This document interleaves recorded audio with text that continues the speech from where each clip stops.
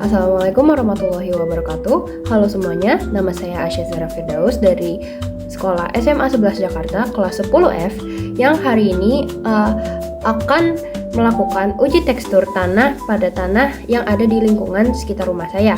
Video ini juga dilakukan untuk memenuhi tugas yang diberikan Ibu Febri. Jadi, langsung aja yuk.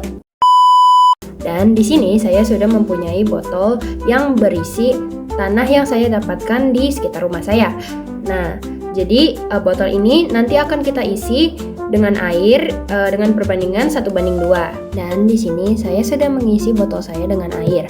Lalu selanjutnya kita akan mengocok botol ini sampai 10 menit dan dibiarkan mengendap selama 1 menit, 1 jam, dan 1 hari.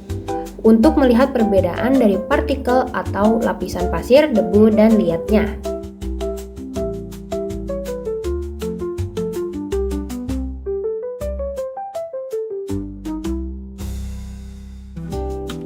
Jadi ini sudah saya diamkan selama kurang lebih 1 menit dan bisa kita lihat di bagian sini ada partikel pasir yang mulai mengendap. Nah, di sini kita akan menandai bagian yang menjadi partikel pasir tersebut.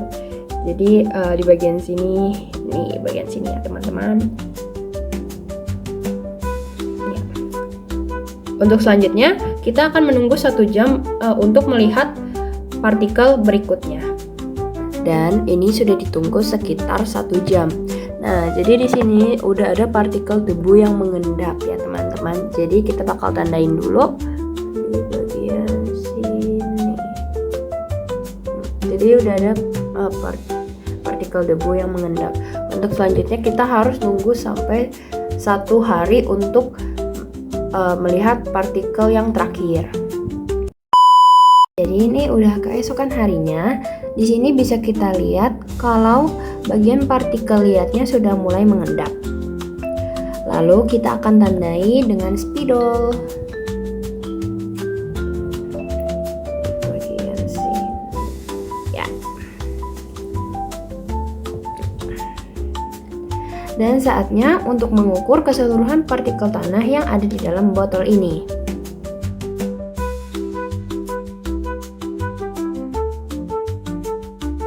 Baik, dari hasil pengukuran yang saya dapatkan, saya sudah mengukur seluruh partikel tanah yang ada di dalam botol ini. Berdasarkan hasil pengukuran saya, lapisan pasir memiliki ketebalan 40 mm, debu dan liat masing-masing 20 mm, dari total 80 mm. Diperoleh persentase pasir sebesar 50%, debu 25%, dan liat 25%. Ini menunjukkan bahwa partikel pasir merupakan komponen terbesar dalam sampel tanah.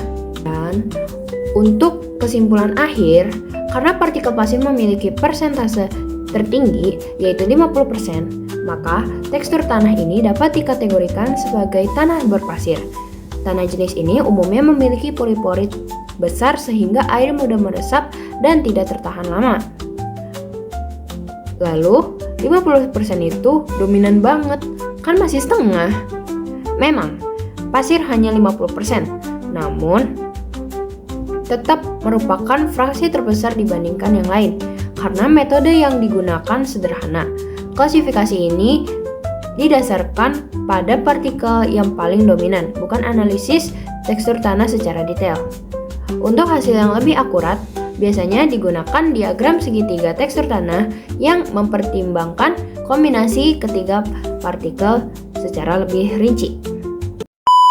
Dengan demikian, saya cukupkan video penjelasan saya tentang uji tekstur tanah pada tanah yang berada di lingkungan sekitar saya.